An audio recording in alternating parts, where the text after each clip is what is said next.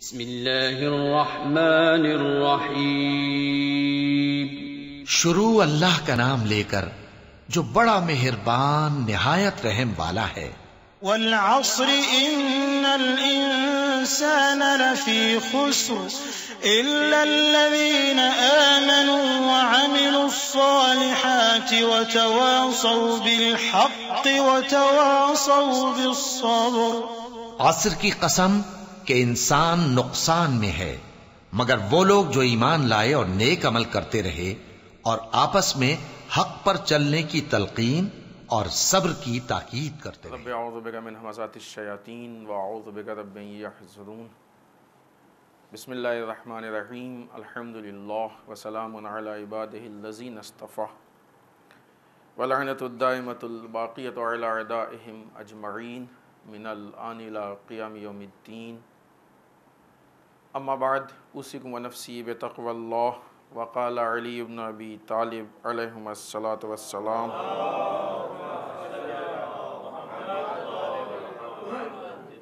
وشجاعتہ علی قدر انافتہ۔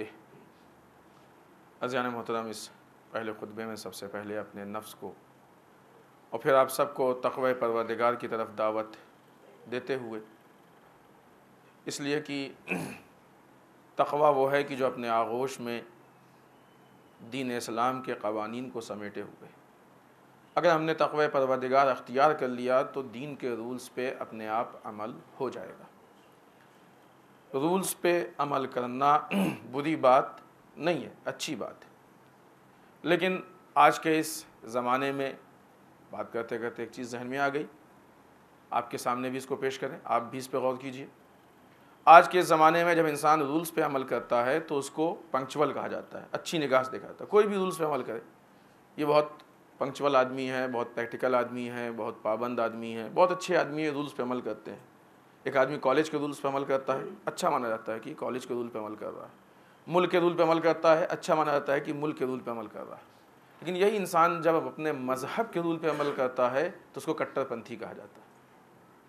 یہ تعصب ہے نہیں کہ رول اور رول کے بیچ میں، دنیا کے بنائے ہوئے قانون پہ عمل کر کے انسان اچھا ہو جاتا ہے، خدا کے بنائے ہوئے قانون پہ عمل کر کے انسان کٹر پنتھی ہو جاتا ہے۔ اگر ایک انسان پابندی کے ساتھ نماز و روزہ کرے، ایک انسان پابندی کے ساتھ اپنے اسلام پہ، اپنے مذہب پہ عمل، اسلام بھی چھوڑیے، کسی بھی مذہب کو آپ اپنے مذہب پہ عمل کرے تو لوگوں کو عجیب لگتا ہے۔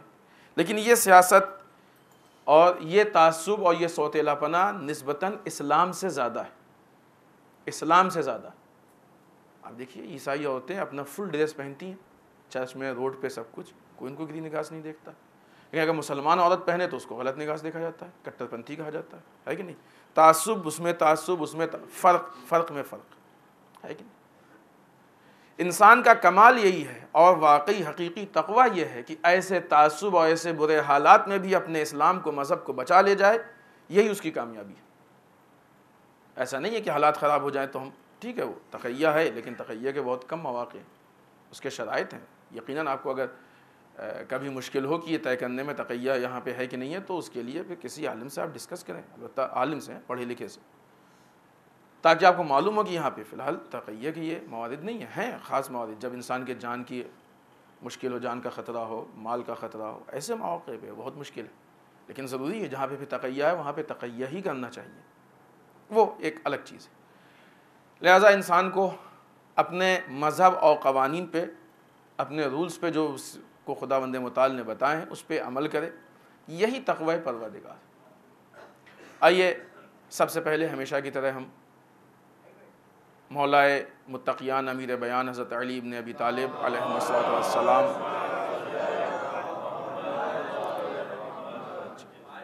کے فرمودات اور آپ کے قول کی روشنی میں متقین کے صفات یعنی کوالٹیز میں سے ایک صفت آپ کے سامنے پیش کریں۔ ہمیشہ کی طرح مولا یہ چاہتے ہیں کہ ہمارا بندہ متقی ہو تو اس میں یہ کوالٹیز پائی جائیں، یہ صفات پائی جائیں، ہر ہفتے ایک صفت، تاکہ آپ کو اپنانے میں اور اختیار کرنے میں زیادہ مشکل نہ ہو۔ لیکن یہ اول تو مشکل ہی نہیں ہے، لیکن اگر لگتا بھی ہے مشکل ہے تو ناممکن نہیں ہے، اس لیے کہ مولا نے ہم ہی لوگوں کے لیے بیان کیا۔ اگر ہم لوگ کر نہیں سکتے ہوتے تو مولا بیان ہی نہیں کرتے، کہ بیان کرنے کا فائدہ کیا، اس کو تو یہ لوگ کر ہی نہیں سکتے۔ بیان کرنے کا مطلب ہی یہی ہے کہ مولا ہم سے یہ چاہتے ہیں، مولا اس چیز کے ہم سے طلبگار کیا ہے؟ آج جو صفت ہم آپ کے سامنے بیان کرنا چاہتے ہیں اس میں مولا ارشاد فرماتے ہیں کہ متقی وہ لوگ ہیں کہ جو ہمیشہ اپنے نفس کو متہم کرتے ہیں۔ اپنے نفس کو متہم کرنے کا مطلب کیا؟ جب بھی کہیں پہ کوئی مسئلہ ہوتا ہے، کوئی قضیہ آتا ہے، کوئی بات آتی ہے تو دیکھتے ہیں اس میں ہماری غلطی تو نہیں ہے، اپنی غلطی تلاش کرتے ہیں، اور اس کے بعد کہیں ہلکا سا بھی گمان ہوتا ہے کہ یہاں پہ ہماری غلطی ہو سکتی ہو تو بس اسی کو غلطی سمجھتے ہیں کہ نہیں ہم سے یہ غلطی ہو گئی اس لیے مسئلہ پیش آیا، اپنے نفس کو متہم۔ آج ہمارے یہاں کیا ہوتا ہے، کوئی مسئلہ ہوتا ہے تو ہمیشہ ہم دوسروں کو متہم، اپنے متعلق تو پورا فیصلہ ہو چکا کہ ہم سے تو کوئی غلطی ہو ہی نہیں سکتی ہے، یہ ایک دم پرفیکٹ ہے۔ آج کے زمانے کا جو ماحول ہے وہ بتا رہے ہیں، مولا کا قول نہیں ہے۔ انسان سمجھتا ہے کہ ہم سے تو کوئی غلطی ہو ہی نہیں سکتی ہے، ساری غلطیاں دوسرے میں ڈھونڈتا ہے، اس نے یہ پرابلم ہے، اس میں یہ پرابلم ہے، اس میں یہ کمی ہے، اس میں یہ دقت ہے، اس میں یہ خرابی ہے۔ مولا کہتے ہیں کہ متقی وہ لوگ ہیں کہ جو اپنے ہی نفس کو متہم کرتے ہیں، یہ دیکھتے ہیں کہ ہم میں کیا غلطی ہے، ہمارے اندر کیا کمی ہے، اور اس کے بعد یہ مستقل اپنے اعمال سے ہی خوف زدہ رہتے ہیں کہیں ایسا نہ ہو کہ ہم سے کوئی غلط کام ہو گیا ہو، کوئی کام ایسا ہو گیا ہو کہ جو اقتضاء و حالات کے مطابق نہ ہو، ایسا نہ ہو کہ کوئی کام ہو گیا ہو کہ جس میں کوالٹی نہ پائی جاتی ہو، ایسا نہ ہو کوئی کام ہو گیا ہو جو نقصان دہ ہو گیا ہو۔ یعنی ساری جو بھی کوشش ہوتی ہے، جو بھی باز پوس ہے، جو بھی انسان کی انکوائری و تحقیق ہے، وہ اپنے میں سب سے پہلے، بیسک اپنے میں، بنیادی اپنے میں، بلکہ اپنے میں ہی۔ تو علی کے قول کے مطابق متقی وہ شخص ہے کہ جو اپنے نفس کو متہم کرتا ہے، نہ کہ دوسروں کو متہم کرے۔ یہ مولا کا قول ہے۔ دیکھیں جو لوگ، چونکہ ایک بات آئی ہے کہ عام طور سے یہ خیال ہوتا ہے کہ ہم اپنے کو سوچتے ہیں ہم تو پرفیکٹ ہیں، ہمیشہ ساری غلطیاں دوسروں میں، اس کو کہتے ہیں خود پسندی، عجب۔ یہ ایک اخلاقی بیماری ہے اور بہت بری بیماری ہے۔ اس بیماری سے متعلق ہم آپ کے سامنے 2-3 روایتیں پیش کرتے ہیں جس سے آپ کو احساس ہوگا کہ یہ بیماری کیا ہے۔ یہ بہت بری بیماری ہے، انسان کو ہر اچھائی سے روک دیتی ہے۔ یہ ساری باتیں ہم آپ کو روایتوں کے زبان میں بتائیں تو زیادہ بہتر۔ صادق آل محمد امام جعفر صادق علیہ السلام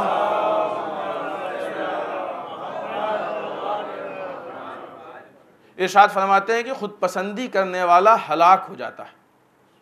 جو آدمی یہ سمجھے کہ ہم میں کوئی پرابلم نہیں ہے، ہم ایک دم پرفیکٹ ہیں، ہم صحیح ہیں، ساری غلطیاں دوسرے میں ہیں، یہ ہے خود پسندی، یعنی اپنے کو پسند کر رہا ہے، ہم ہی سب سے اچھے، ساری پرابلم، ساری خرابیاں، ساری غلطیاں دوسروں میں ڈھونڈ رہا ہے۔ اگر ایسی صفت کسی انسان میں پائی جاتی ہے تو امام کے قول کے مطابق انسان ہلاک ہو جاتا ہے۔ ظاہر سی بات ہے کہ کلام معصوم ہے، اس کی خود ایک وضاحت کی ضرورت ہے، لیکن مستقل طور پہ ہم اس کی وضاحت میں نہیں جائیں گے، بہت تھوڑے سے۔ ہلاک کسے کہتے ہیں؟ ہم یہ سمجھتے ہیں کہ مالی نقصان ہو جائے تبھی انسان ہلاک ہوتا ہے، جانی نقصان ہو جائے تبھی انسان ہلاک ہوتا ہے، نہیں، یہ تو ہوتا ہی ہے۔ اس کے علاوہ انسان کی شخصیت مر جائے اس سے زیادہ انسان ہلاک ہے۔ اگر شخصیت باقی ہے، جسم مر گیا تو پھر بھی انسان زندہ ہے، لیکن اگر جسم باقی ہے، شخصیت مر گئی تو انسان چلتی پھرتی لاش ہے۔ شخصیت کی زندگی کی زیادہ فکر ہونی چاہیے بنسبت اس کے کہ ہم کو جسم کی زندگی کی زیادہ فکر ہو۔ ایک ایسا مقام آتا ہے کہ جہاں پہ شخصیت بچا لی جاتی ہے، جسم قربان کر دیا جاتا ہے، جس کو شہادت کہتے ہیں، جو کربلا والوں کی روش رہی ہے، جو اصحاب کی روش رہی ہے۔ یہاں پہ انسان شخصیت نہیں قربان کرتا ہے، جسم قربان کرتا ہے۔ کیوں؟ اس لیے کہ انسان کی شخصیت اسلام سے بنتی ہے، مذہب سے بنتی ہے، اس کے کردار سے بنتی ہے، اس کے نفس کی پاکیزگی سے بنتی ہے، لہذا شخصیت کا بچانا۔ یہ متقی لوگ ہمیشہ اپنے کو کیوں متہم کرتے ہیں؟ تاکہ ایسا نہ ہو کہ کہیں ہمارے شخصیت میں کوئی چھوٹی سی بیماری ہو کہ جس کی بنیاد پہ ہماری شخصیت مر جائے۔ شخصیت کو زندہ رکھنے کے لیے اپنے آپ کو متہم کرتے رہتے ہیں کہ ہمارے اندر کوئی عیب تو نہیں ہے۔ جس طریقے سے انسان جسم کی بیماری کے لیے ڈھونڈا کرتا ہے، کہیں کوئی بیماری تو نہیں، چیک اپ کراتا ہے، یہ دیکھا وہ دیکھا، کہیں ہلکا شک بھی ہو گیا تو ہزاروں روپے ٹیسٹ وغیرہ پہ خرچ کر دیتا ہے، اور بھی زیادہ آج کل تو ساری چیزیں اویلیبل بھی ہیں اور بہت مہنگی بھی ہیں، کئی ہزار کے ٹیسٹ کیوں کرتا ہے انسان؟ بعض اوقات یہ شک کی بنیاد پہ ہوتا ہے، بلکہ اکثر شک ہی، یقین کی بنیاد پہ نہیں۔ اگر یقین ہو جائے گا تو ٹیسٹ کی ضرورت ہی کیا ہے؟ شک ہوتا ہے تو اس کے کنفرمیشن کے لیے انسان ٹیسٹ کراتا ہے، کئی ہزار کے ٹیسٹ کرا لیتا ہے کہ کہیں ایسا نہ ہو کہ یہ بیماری ہے کہ نہیں ہے، تاکہ انسان کو اطمینان ہو جائے۔ لیکن اسی انسان کو اگر اپنے شخصیت کی بیماری میں شک ہو جائے کبھی ماننے کو تیار نہیں ہوتا ہے. یہ ہے خود پسندی. لڑ جاتا ہے, ہم اس کو کیسے کہہ رہے ہیں, ہم تو ایک دم پرفیکٹ ہیں. یہ متقی کی صفات کے خلاف. متقی ایسے نہیں ہوتے, خاص کر کے علی ابن ابی طالب کی بات کی روشنی میں.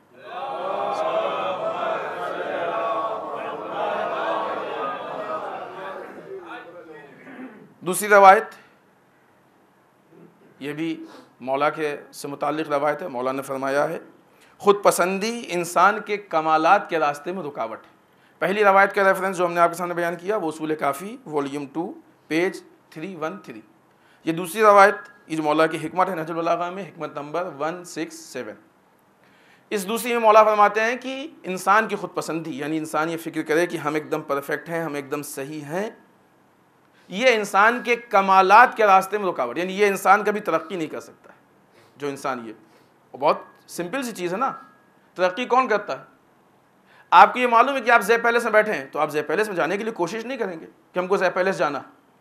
جب تک آپ کو یہ معلوم ہے کہ آپ زی پیلس نہیں پہنچے ہیں تب تک آپ کوشش کریں گے زی پیلس جانا, چاہے وہ پیدل چلیں, چاہے وہ گاڑی سے چلیں, جیسے بھی چلیں.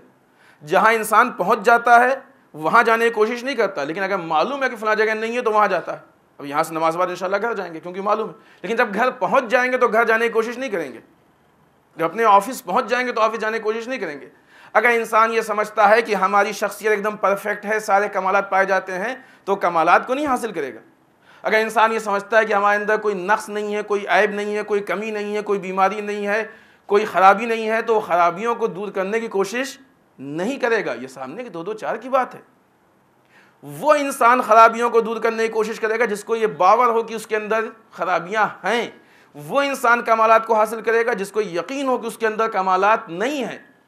اور کوئی بھی ایسا انسان نہیں جو یہ کہے کہ ہمارے اندر سارے کمالات پائے جاتے ہیں. کوئی کہہ سکتا ہے سوائے ائمہ معصومین علیہ الصلوۃ والسلام کے؟ صرف معصومین کی شخصیات ایسی ان کے اندر سارے کمالات پائے جاتے ہیں. لہٰذا ہماری زندگی ہی ایسی ہے کہ ہم کو پوری زندگی اپنے عیبوں کو ڈھونڈ ڈھونڈ کے الگ کرنا چاہیے, کمالات ڈھونڈ ڈھونڈ کے اپنانا چاہیے. یہی زندگی کا کمال ہے, یہی زندگی کا مقصد ہے. اسی لیے مولا فرماتے ہیں کہ انسان اگر اس کے اندر خود پسندی آ جائے تو یہ خود پسندی اس کے کمالات کے راستے میں رکاوٹ بن جاتی. کبھی وہ کمال نہیں حاصل کر, کچھ نہیں کر سکتا. اور دیکھیے آپ, جو لوگ خود پسندی جن میں ہوتی ہے, چاہے انسان منہ پہ کہے یا پیٹھ پیچھے کہے, ہر آدمی جو ہے اس سے ناراض ہوتا ہے. اسی لیے ناراض ہوتا ہے, وہ دوسروں کی منہ کی میٹھی میٹھی باتوں پہ خوش جاتا ہے, لیکن انہیں سوچتا ہے کہ اس کی حقیقی شخصیت کیا ہے, ایکچول شخصیت. لیکن انسان کی 2 طرح کی شخصیت ہوتی ہے. ایک شخصیت وہ ہوتی ہے کہ جو اس کے منہ پہ بیان کی جاتی ہے. اگر کوئی انسان آپ سے ڈرتا ہو تو آپ کے منہ پہ بڑی تعریف کرے گا, چاہے آپ کے مال سے ڈرتا ہو, چاہے آپ کے عہدے سے ڈرتا ہو, چاہے آپ کے زبان سے ڈرتا ہو, چاہے آپ کی طاقت سے ڈرتا ہو, منہ پہ بڑی تعریف کرے گا. لیکن پیٹھ پیچھے جب جائے گا تو حقیقت کہے گا نہیں یہ آدمی عجیب ہے یار, کیا کریں, مجبوری, حالات ایسے ہیں کہ جانا پڑتا ہے. تو یہ شخصیت جو منہ پہ بیان کی جا رہی ہے جھوٹی شخصیت ہے. وہ شخصیت جو تنہائی میں بیان کر رہا ہے وہ حقیقی شخصیت ہے. انسان کو کمال تک پہنچنے کے لیے اپنی حقیقی شخصیت معلوم کرنی پڑے گی, تب وہ کمال پہ جائے گی. جھوٹی چیز اوپر نہیں جاتی ہے, حقیقی چیز اوپر جاتی ہے, صحیح چیز اوپر جاتی ہے. تیسری روایت, تیسری جگہ مولا, یہ بھی مولا کائنات سے روایت ہے. مولا ارشاد فرماتے ہیں کہ تمہاری خود پسندی تمہارے عقل کی تباہی. اگر انسان یہ فکر کر لے کہ ہم ایک دم پرفیکٹ ہیں, ہم میں کوئی خرابی نہیں ہے, ہمارے اندر کوئی کمی نہیں ہو سکتی ہے, تو یہ انسان کے عقل کی تباہی. اور جتنی انسان کی عقل کم ہوتی ہے اتنی ہی خود پسندی بڑھتی ہے. خود پسندی کرنے والا عام طور سے بیوقوف شخص ہوتا ہے جو اپنے کو پرفیکٹ سمجھے. کیونکہ ابھی ہم نے آپ کے سامنے بات واضح کی نا کہ کوئی انسان ایسا ہے ہی نہیں کہ جو بالکل کہے اپنے کو ہم پرفیکٹ ہیں, سارے کمالات پائے جاتے ہیں, کوئی عیب نہیں ہے ہمارے اندر. یہ ایک حقیقت ہے, فیکٹ ہے. اس حقیقت سے کون انکار کر سکتا ہے؟ اس فیکٹ سے جس کے ہاں عقل کی کمی ہے. جتنی خود پسندی آتی جائے گی اتنی عقل اور کم ہوتی جائے گی, اور جتنی عقل کم ہوتی جائے گی اتنی خود پسندی بڑھتی جائے گی. کیوں؟ اس لیے کہ وہ جھوٹ کو حقیقت سمجھے گا, اپنی جھوٹی شخصیت کو سچی شخصیت سمجھے گا. یہ انسان کے راستے روک دے گی, کمالات تک نہیں پہنچ پائے گا انسان.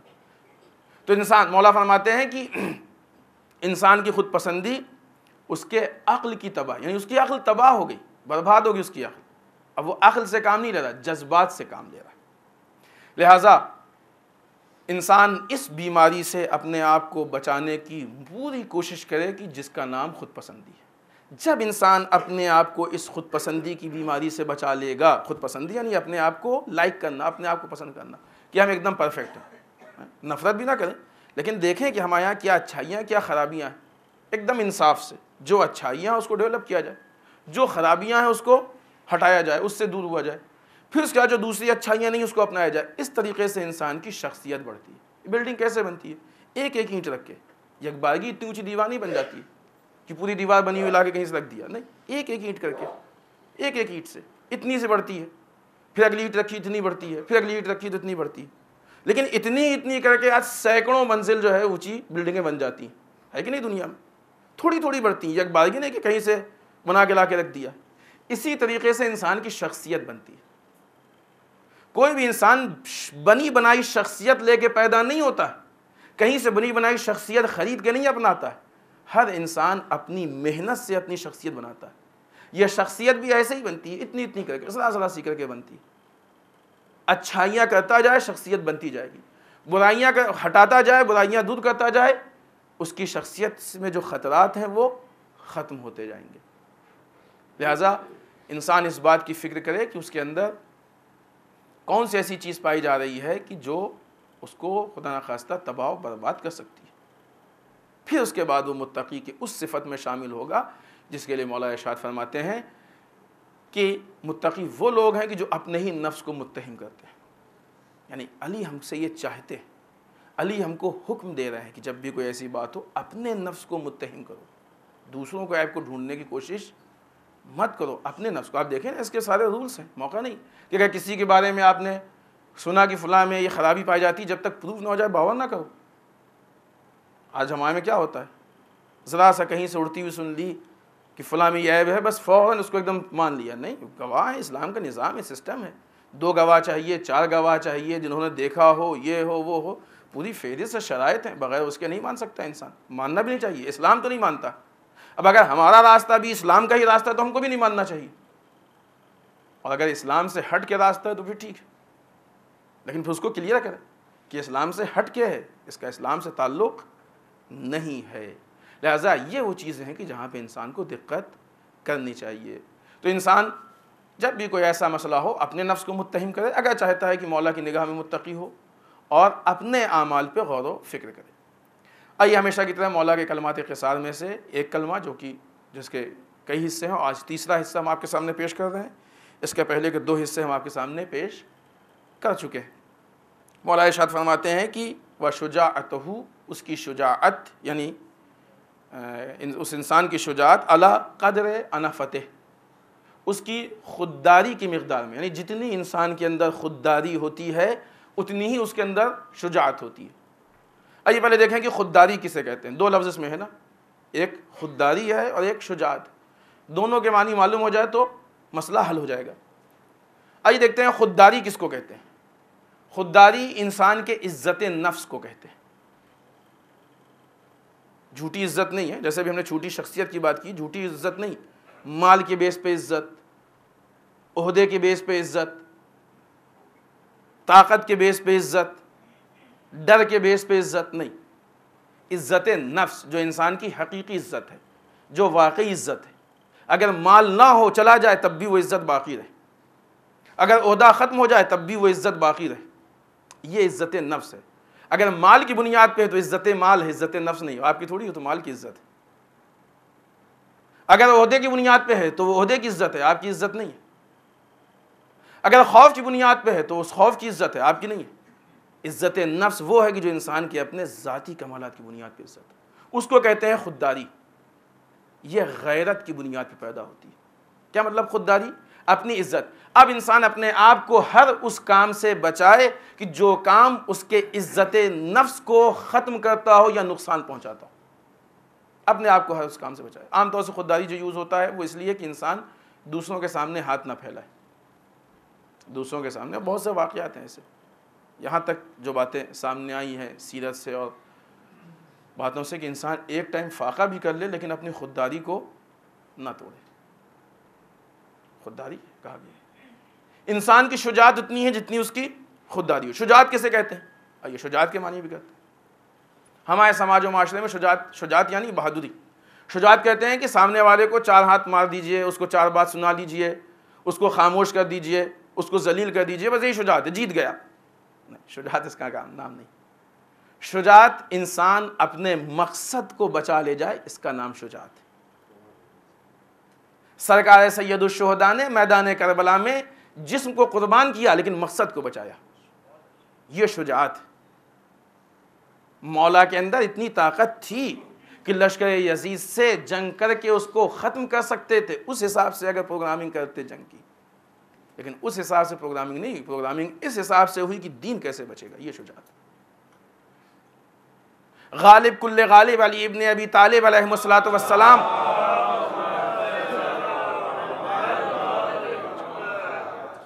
جس وقت آپ کے حق غصب کیے گئے، فدق غصب ہوا، دشمن دروازے پہ آگ لگا رہے تھے، اس وقت بھی علی تلوار چلا سکتے تھے لیکن نہیں چلائی تلوار.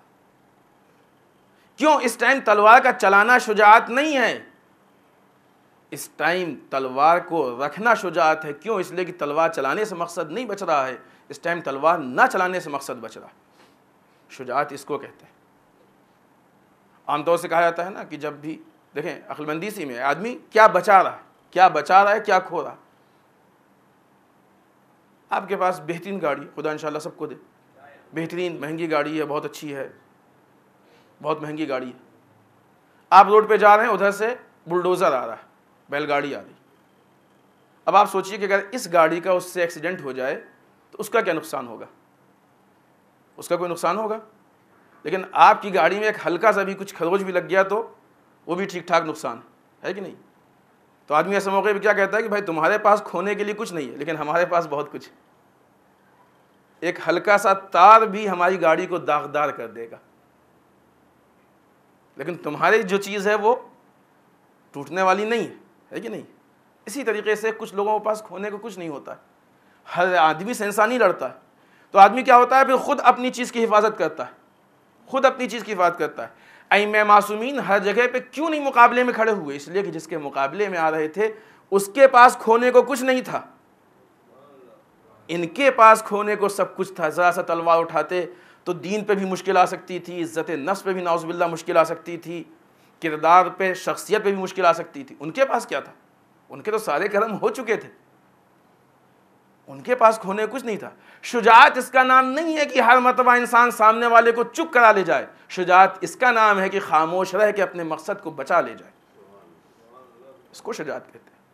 انسان کی شجاعت اتنی ہے جتنی اس کے اندر خودداری ہوتی ہے. خودداری کیا مطلب؟ عزت نفس کو بچائے، یعنی دوسروں کے سامنے ہاتھ نہ پھیلائے، اپنے آپ کو دوسروں کا محتاج نہ بنائے، اپنے آپ کو دوسروں کا مجبور نہ بنائے. اور یہ خودداری پیدا ہوتی ہے توکل پروردگار سے. خداوند متعال کا توکل جب انسان اختیار کرے گا تو اس سے آئیے بہت جلدی تیزی سے، آج ذہن وقت بڑھ رہا ہے، ایک آیت اور ایک حدیث آپ کے سامنے توکل سے متعلق پیش کرتے ہیں. سورہ طلاق آیت نمبر 3. خداوند متعال توکل کے متعلق ارشاد فرماتا ہے کہ اور جو خدا پہ بھروسہ کرے گا اور خدا اس کے لیے کافی. جو انسان بھی خدا پہ بھروسہ کرے گا خدا اس کے لیے کافی ہے. اور ظاہر سی بات ہے خدا سے بڑھ کے کون ہے؟ ہم لوگ چھوٹی چھوٹی چیز میں کسی کے سامنے بھی ہاتھ پھیلا دیتے ہیں. شجاعت یہ نہیں ہے، شجاعت یہ ہے کہ انسان ہمت پیدا کرے کہ حالات سے لڑ سکے، اس کا نام شجاعت ہے. بہت کچھ دوسرے لوگ کر سکتے ہیں. کمال توکل کی مثال اگر آپ کو دیکھنا ہو تو سیرت ابراہیمی دیکھیے. کتنا خدا پہ بھروسہ اور توکل تھا کہ جبریل بھی اگر مدد کا آفر لے کے آئے تو کہا نہیں، جس سے مدد چاہیے وہ خود جانتا ہے. یہ کس وقت کی بات ہے؟ کس وقت جناب ابراہیم نے کہا ہے؟ منجنیق سے نکل چکے ہیں، آگ سے پہنچے نہیں. منجنیق اور آگ کے بیچ میں کتنی دیر کا فاصلہ ہے؟ کچھ سیکنڈ بھی شاید نہ ہو. اس مختصر سی مدت میں بھی اگر آفر، ہم لوگ سوچئے کہ اپنی مشکلات آنے والی ہوتی ہیں تو پریشان ہو جاتے ہیں، ذرا سی مشکل ہوتی ہے تو پریشان ہو جاتے ہیں. معلوم ہے کہ اگر مشکل باقی بھی رہے گی تب بھی کچھ نہیں کرنے والی. جناب ابراہیم دیکھ رہے ہیں کہ اگر مدد نہیں ہوئی تو سامنے اتنی بڑی آگ ہے، کچھ نہیں بچنے والا ہے اس میں. اس موقع پہ بھی جبریل جیسی ذات اگر مدد کا آفر کرے تو توکل کا کمال یہ ہے کہ جس سے مدد چاہیے وہ خود جانتا ہے. سوچئے کس کے آگے ہاتھ پھیلانا چاہیے، کس سے نہیں، کس سے مدد لینی چاہیے، کس سے نہیں. یہ بھی تو الہی مدد لے کے آئے تھے نا. خدا نے متعلق ارشاد فرماتا ہے کہ جو شخص بھی خدا پہ بھروسہ کرے گا خدا اس کے لیے کافی ہے۔ خدا کا کافی ہونا بہت بڑی بات ہے، یہ ہماری آپ کی بات نہیں کہ فلاں کافی ہے۔ آج کسی منسٹر کو ہم پا جائیں تو ارے وہ تو کافی ہے، وہ سب کچھ کرا لیں گے۔ کوئی آفیسر ہو بڑے رینک کا ISP CS، ارے وہ تو کافی ہے، سب کچھ کرا لے گا، ہے کہ نہیں؟ کوئی MLA وغیرہ ہو، کیا کہنا، وہ تو کافی ہے، سب کچھ کرا لے گا۔ نہیں، جو خدا پہ بھروسہ کرے گا خدا اس کے لیے کافی ہے۔ بہت بڑی بات ہے، خدا کافی ہے، مالک کائنات اس کے لیے کافی ہے۔ آگے ارشاد ہوتا ہے کہ بے شک خدا اپنے حکم کا پہنچانے والا ہے۔ جو بھی خدا کا حکم ہوتا ہے، جو بھی اس کے آرڈرز ہیں، اس کو پہنچانے والا خدا ہے، اور اس نے ہر شے کے لیے ایک مقدار معین کر دی۔ تم اپنی خودداری کو توڑ کے چاہتے ہو مقدار سے زیادہ حاصل کر لو، یہ نہیں ہو سکتا ہے۔ اسی مقدار کو حاصل کرنے کی کوشش کرو۔ ہاں، وہ سسٹم ہے، نظام ہے، اس کے متعلق۔ آئیے اسی پہ روایت ہے غدر الحکم حدیث نمبر 3150۔ ایمان میں سب سے زیادہ قوی وہ شخص ہے کہ جس کے پاس سب سے زیادہ توکل، یعنی جتنا انسان کے پاس توکل زیادہ ہوگا اتنا ہی وہ انسان ایمان میں قوی و مضبوط ہوگا۔ تو انسان کی شجاعت اس پہ نہیں ہے کہ انسان کسی کو چار بات سنا لے، کسی کو چپ کر لے، کسی کو خاموش کر لے، کسی کو مار دے، کسی کا قتل کر دے۔ انسان کی شجاعت یہ ہے کہ اپنی شخصیت کو، مقصد اسلام کو بچا لے جائے، یہ کمال ہے۔ اس کے لیے انسان کو چار باتیں کبھی سننی بھی پڑتی ہیں، کبھی شہید بھی ہونا پڑتا ہے، کبھی صبر بھی کرنا پڑتا ہے، لیکن انسان اپنے مقصد تک پہنچ جاتا ہے۔ بسم اللہ الرحمن الرحیم۔ انا اعطیناک الکوثر فصل لربک وانحر انا شانئک هو الابتر۔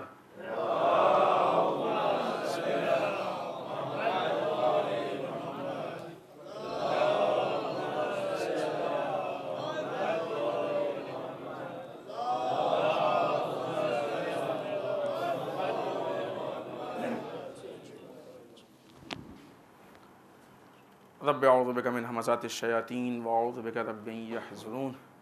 بسم اللہ الرحمن الرحیم۔ الحمد للہ الذی لا یبلغ مدحتہ القائلون ولا یحصی نعماءہ العادون ولا یودی حقہ المجتہدون۔ اللہم صل وسلم علی صاحب الدعوۃ النبویہ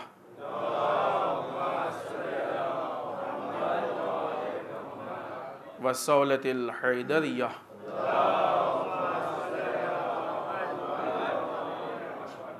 والعصمت فاطمیہ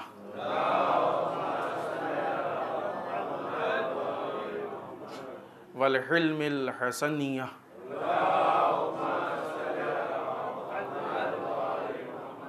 والشجاعت الحسینیہ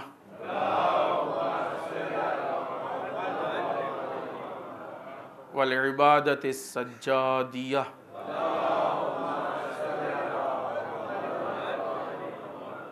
والآثار الباقریہ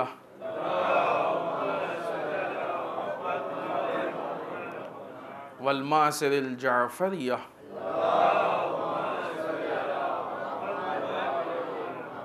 والعلوم الکاظمیہ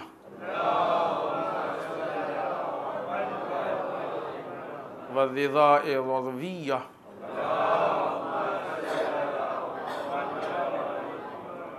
والجود التقویہ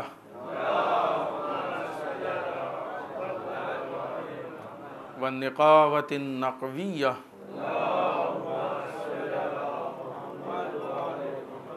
والہیبۃ العسکریہ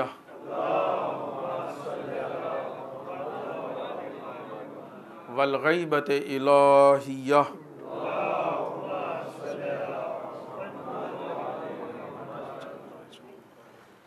واللعنۃ الدائمۃ الباقیۃ علی اعدائہم اجمعین من الآن الی قیام یوم الدین۔ اما بعد، اس دوسرے خطبے میں بھی سب سے پہلے اپنے نفس کو، پھر آپ سب کو ایک بار پھر تقوی پروردگار کی طرف دعوت کی تاکید کرتے ہوئے اس ہفتے کی مناسبات میں سب سے پہلی اور اہم ترین مناسبت یہ ہے کہ بعض روایتوں کے حساب سے آنے والی 3 جمادی الثانیہ صدیقہ طاہرہ جناب فاطمۃ الزہرا سلام اللہ علیہا،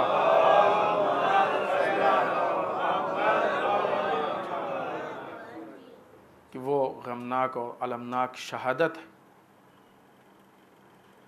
کہ جو یقیناً عالم اسلام کے لیے ایک بہت بڑا حادثہ و سانحہ ہے۔ ابھی ہماری گفتگو شجاعت سے متعلق ہو رہی تھی۔ آپ دیکھیے کہ کیا کوئی انسان ایسا ہو سکتا ہے کہ جو شجاعت فاطمہ تک پہنچ سکتا ہے؟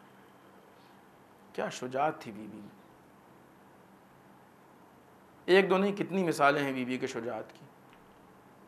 میدان احد سے جبکہ بڑے بڑے سورما بھاگ رہے تھے، بی بی میدان احد کی طرف جا رہی تھی، لیکن یہ روایتوں میں اس وقت جبکہ علی کے حق کے لیے مسلمان گھر سے نکلنے کی ہمت نہیں کر رہا تھا، اس وقت بیوی نے دربار میں جا کے علی کے حق کے لیے دعویٰ کیا تھا، کیس دائر کے جیسے آپ کہہ سکتے ہیں۔ خود خطبہ فدق، اگر آپ کو یاد ہو تو خود شہادت کی تاریخ میں جو مجلس ہوئی تھی اس میں ہم نے آپ سے اس بات کی تاکید کی تھی کہ خطبہ فدق پڑھیں، اور اس ہفتے کے جمعے میں بھی کہا تھا، اور پھر یاد دلا رہے ہیں۔ خود خطبہ فدق آپ دیکھیے، ایک ایک حرف بی بی کی شجاعت سے بھرا ہوا ہے، پورا ایک دم، ایک ایک حرف میں مفاہیم پوشیدہ ہیں، بھرے ہوئے ہیں۔ کتنا وہ عظیم خطبہ ہے۔ یہ خطبہ کسی گھر کا نہیں ہے، یہ خطبہ اپنے چاہنے والوں کے بیچ کا نہیں ہے، یہ خطبہ کسی اطمینان کے حالات کا نہیں ہے، یہ خطبہ اس عالم کا ہے کہ جب کی بی بی دشمنوں کے بیچ میں، ظالموں کے بیچ میں، غاصبوں کے بیچ میں، اور وہ ظالم حاکم کے عنوان سے تخت پہ بیٹھا ہوا ہے، اس کا دربار ہے، اس کی اپنی جگہ ہے، اس کا اپنا مقام ہے۔ ایسی جگہ پہ صدیقہ طاہرہ نے پوری تاریخ اسلام اٹھا کے اس کو اس کی حیثیت و اوقات یاد دلا دی، اور اپنے خاندان کے کرامات یاد دلا دی، اور اپنے مطالبے کو رکھ کے مسلمانوں کو خاموش کر کے بتا دیا کہ جب فاطمہ بولتی ہے تو دنیا چپ ہو جاتی ہے۔ آج بھی تاریخ میں خطبہ موجود ہے، پڑھیں، حتماً پڑھیں اس خطبے کو، غور کریں، فکر کریں۔ دعوت فکر ہے وہ خطبہ، فکر کرنے کی چیز ہے، غور و فکر کی چیز ہے۔ سیم یہی سیرت ہم کو ایک بار پھر دہراتی نظر آئی دربار یزید میں۔ ایسے ہی تقریباً حالات تھے کہ جب صدیقہ کے پوتے نے دشمن کے دربار میں خطبہ، یہ بھی خطبہ فتح کی علامت ہے، وہ بھی فتح کی علامت ہے۔ لہذا اس تاریخ میں ہم ایک بار پھر یہ عزم کریں، ارادہ کریں، پکا ارادہ کریں کہ انشاءاللہ بی بی کی سیرت سے متعلق ضرور کچھ نہ کچھ ہم اسٹڈی کریں گے، حاصل کریں گے، اور ایسا محکم کچھ حاصل کریں گے جو ہماری زندگی میں باقی رہے، اس کو اپنائیں گے، اس پہ عمل کریں گے، تاکہ اپنے اس عمل سے ہم بی بی کو خوش کر سکیں۔ کیونکہ اس کے بعد پھر بی بی کی ولادت ہے۔ پورے مہینے اگر آپ صدیقہ طاہرہ پہ پڑھیں، اسٹڈی کریں تو کم ہے، البتہ پوری زندگی کم ہے، لیکن ہم ان حالات میں کہہ رہے ہیں کہ جہاں پہ لوگوں کو عام طور سے فرصت اور موقع نہیں ملتا ہے کہ کوئی کتاب اٹھائیں اور پڑھیں۔ جو لوگ پڑھتے ہیں خدا ان کی توفیقات میں اضافہ کرے، جتنا زیادہ پڑھیں اتنا اچھا ہے۔ دوسری مناسبت، آنے والی 4 تاریخ ہارون رشید جیسے ظالم کے موت کا دن ہے، اس کی مرگ ہے۔ یقیناً وہ اپنے کیے ہوئے کے عذاب کو برداشت کر رہا ہوگا، اور دنیا کے لیے وہ عبرت ہے کہ اتنے سارے حکومت اور سب کچھ ہونے کے باوجود اس کے کیا حالات ہیں۔ جس جگہ پہ امام علی رضا علیہ السلام کا حرم ہے،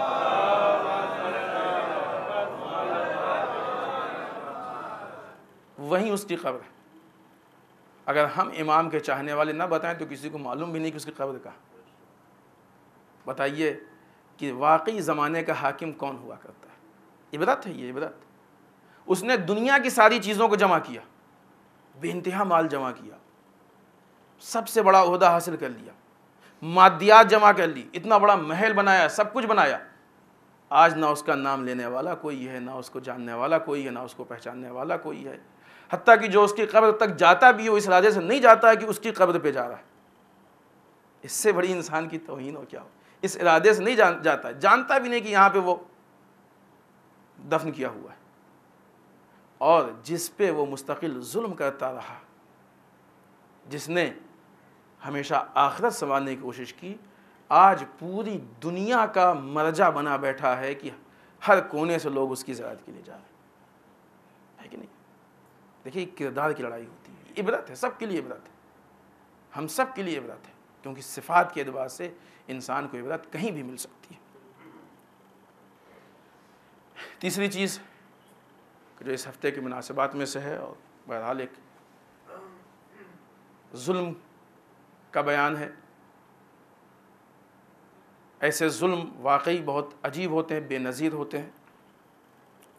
سعودی عرب میں ایک جگہ ہے عوامیہ، کہ جو کہ اس ایریے میں ہے کہ جہاں پہ محبان اہل بیت زیادہ، وہاں پہ ایک 30 سال کی لیڈی نے شاید غلطی سے یا کیسے کسی اننون نمبر پہ ایک شارٹ میسیج واٹس ایپ کے ذریعے بھیج دیا، جس میں ظاہراً شیعت کی طرف دعوت تھی۔ اس نے کلیم کیا، اور صرف اس میسیج کی بنیاد پہ اس عورت کو جس نے میسیج بھیجا تھا، اس عورت کو کورٹ نے کوڑے کی سزا سنائی، اور اس کو 8 کوڑے مارے گئے۔ یہ کس ملک کی بات ہے؟ جس ملک میں اپنے مذہب کے لیے وہ زبردستی کرتے ہیں۔ آپ لوگ گئے ہوں گے نا زیارت قبر رسول کے لیے، بقیع کی زیارت کے لیے، خانہ خدا کی زیارت کے لیے، عمرہ و حج کے لیے۔ ان کی مرضی کے ذرا سا بھی خلاف ہو جائے تو مشکلات پیدا ہو جاتے ہیں، اور کتنے بیچارے جو اریسٹ ہو جاتے ہیں، اور کتنوں پہ ظلم و ستم ہوتے ہیں، پتہ نہیں چلتا کہاں گئے، بعد ان کو بھیج دیا جاتا ہے، کیا کیا ہوتا ہے۔ ذرا سا آپ زیارت نہیں پڑھ سکتے، آپ بوسہ نہیں دے سکتے۔ تو ایک طرف سے تو اتنا ظلم، اور دوسری طرف سے ایک انسان، ایک خاتون، وہ بھی لیڈیز، ایک عورت یوں بھی صنف نازک ہوتی، ایک میسج بھیجنے کی بنیاد پہ کورٹ نے، عدالت کی جس کا نام ہی ہے عدل و انصاف کرنا، اس نے یہ انصاف کیا۔ اگر یہ خاتون اپنے مذہب کا آفر کر کے 8 کوڑوں کی سزا کی حقدار ہے، تو وہ جو اپنے مذہب کے لیے زبردستی کر رہے ہیں وہ کتنے کوڑوں کے حقدار ہوں گے؟ ذرا ان کے لیے بھی تو کوئی فیصلہ سنائے، ان کے لیے بھی تو فیصلہ آنا چاہیے۔ اس نے تو بیچاری نے اپنا مذہب صرف آفر کیا کہ بھائی یہ ہے، زبردستی نہیں کی ہے کوئی، یہ نہیں کرو ہی کرو، پریشر نہیں ڈالا ہے، آفر کرنے پہ۔ وہاں تو زبردستی ہو رہی، نہیں کرنا ہی کرنا، حتیٰ کہ ہر ایک پہ زبردستی ہو رہی، چاہے نہ چاہے۔ اس سے کہتے ہیں ظلم۔ کس کس طرح کے ظلم آج ڈھائے جا رہے ہیں، اور ہم لوگ تقریباً ہر طرح کے ظلم برداشت کرنے کو تیار۔ انسان جتنا ظلم برداشت کرتا جائے گا، ظلم اتنا ہی بڑھتا جائے گا۔ دوسری اور ایک بڑی عجیب رپورٹ ہے، روس کا کوئی چینل ہے، چینل 2، یعنی چینل کا ظاہراً نام ہی 2 ہے۔ اس نے اپنی ایک رپورٹ میں یہ کہا ہے کہ اردن کے کئی فوجی سینٹرز میں شام کے جو دہشت گرد ہیں ان کو بھرپور فوجی ٹریننگ دی جا رہی ہے۔ اردن کے فوجی سینٹرز میں شام کے جو دہشت گرد ہیں ان کو فوجی ٹریننگ دی جا رہی ہے، جس میں امریکی فوجیں بہت سرگرمی سے حصہ لے رہی ہیں شام کے دہشت گردوں کو فوجی ٹریننگ دینے میں۔ وہ امریکہ کہ جو کہتا ہے کہ ہم دہشت گردی کے خلاف، ہم دنیا کو امن و سکون دینا چاہتے ہیں، ہم دنیا کو پیسفل بنانا چاہتے ہیں۔ ایسا ہے ہی نہیں، جھوٹ ہے، اور اتنا کلیئر جھوٹ ہے کہ جس کو ہر انسان کو سمجھ لینا چاہیے۔ کسی کے سمجھ میں نہیں آتا ہے تو اس پہ تعجب کیوں نہیں سمجھ رہا۔ آج یہ چیز واضح ہو چکی ہے، ہیروشیما کا ظلم، عراق کا ظلم، افغانستان کا ظلم، فلسطین پہ ظلم، یہ اتنے ملکوں پہ اور دوسری جگہوں پہ، پوری دنیا پہ جو امریکہ کا ظلم ہر جگہ پہ ہو رہا ہے، ان سارے ظلموں کے بعد تو ایک دم واضح ہے، امریکہ کو صرف اتنا چاہیے کہ ہمارا مقصد پورا ہو، چاہے وہ جس راستے سے پورا ہو۔ ہم نے اس کے پہلے بھی اشارہ کیا تھا آپ سے کہ یہی امریکہ ہے۔ کہیں پہ اس کو خراب لگتا ہے کہ پبلک حکومت کے خلاف آواز نہ اٹھائے، اور کہیں پہ پبلک کو سپورٹ کرتا ہے کہ حکومت کے خلاف آواز اٹھائے۔ یک بام دو ہوا والی بات ہے، کہیں یہ صحیح کہیں وہ صحیح، یعنی معلوم بھی نہیں کہ اس کا مذہب کیا ہے، چاہتا کیا ہے، یہی چاہتا ہے وہ۔ اس کا مقصد جہاں حکومت سے پورا ہو رہا ہے وہاں حکومت کو سپورٹ ہے، جہاں عوام سے پورا ہو رہا ہے وہاں عوام کو سپورٹ ہے۔ نہ اس کو یہ معلوم ہے کہ حکومت کا حق عوام پہ کیا ہے، نہ اس کو یہ معلوم ہے کہ عوام کا حق حکومت پہ کیا ہے۔ اس کو صرف اتنا معلوم ہے کہ ہم دنیا سے کیا وصول سکتے ہیں، ہم دنیا کو کیسے یوز کر سکتے ہیں، اس کے لیے وہ کچھ بھی کر سکتا ہے۔ پھر اس کے بعد خاص کر کے خود اردن کے حکام نے اس بات کو واضح کیا تھا کہ وہ شام کے ان حالات میں غیر جانبدار ہوں گے، یعنی کسی کو کوئی سپورٹ نہیں کریں گے۔ ایسے حالات میں بھی وہ باقاعدہ سپورٹ کر رہا ہے۔ یہ خود ایک لائق فکر چیز ہے کہ انسان اس پہ غور و فکر کرے۔ عزیزان محترم، یہ زمانے کے بدلتے ہوئے حالات یہ ہم کو دعوت دیتے ہیں کہ ہم کو کس اعتبار سے زمانے میں اپنی شخصیت بنانی چاہیے۔ آج ہمارے شخصیت کی ضرورت ہے، مسلمانوں کی ایک شخصیت کی ضرورت ہے۔ ہم کو ہماری علمی شخصیت چاہیے، ہم کو ہماری مالی شخصیت چاہیے۔ اسلام مال کے مخالف نہیں ہے، وہ مال جو آپ کے اور خدا کے بیچ میں رکاوٹ بن جائے اس کا مخالف ہے۔ آج ہم کو سیاسی شخصیت چاہیے، ہر وہ شخصیت جس کا زمانے میں اثر و رسوخ ہو آج چاہیے، تاکہ کم سے کم اپنی بات پہنچا تو سکیں۔ یہ اگر کوئی انسان ہمارے جوان کہ جو کہ بہرحال کسی نہ کسی لائن میں کوشش کر رہے ہیں، اگر وہ اسلام کی ضرورت کے حساب سے جائیں گے تو شاید جو رزق حاصل کرنے کا ثواب ہے وہ اپنی جگہ پہ ہے۔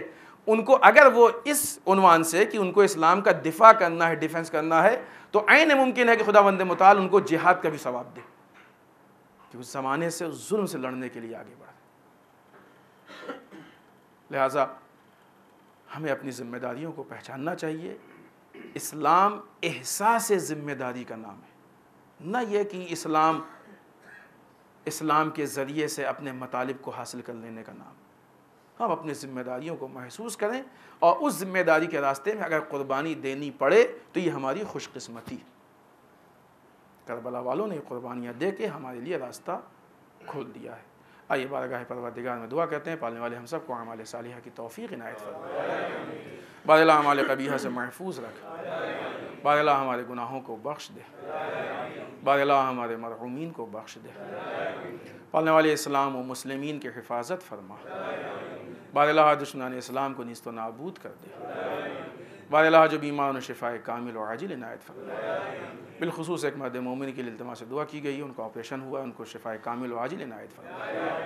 بار اللہ جو پریشان حال ان کی پریشانیوں کو دور فرما، بار اللہ جو لا ولد ان کا اولاد صالح عنایت فرما، بار اللہ جو صاحب اولاد ان کی اولاد کو نیک سیرت بنا، پالنے والے جو امتحانات مشغول ان کو کامیابی عطا فرما، بار اللہ ہمارے علماء کا سایہ ہمارے سروں پہ باقی رکھ، بار اللہ رہبر و مراجع کو طول عمر عنایت فرما، پالنے والے ہمیں سیرت صدیقہ طاہرہ کو اپنانے کی توفیق عنایت فرما، پالنے والے ہمیں معرفت صدیقہ طاہرہ حاصل کرنے کی توفیق عنایت فرما، پالنے والے ہمیں اطاعت صدیقہ طاہرہ کی توفیق عنایت فرما، بار اللہ ہمارے امام کے ظہور میں تعجیل فرما، ہمیں ان کے اعوان و انصار میں شریک ہونے کی توفیق عنایت فرما۔ ربنا تقبل منا انک انت السمیع العلیم۔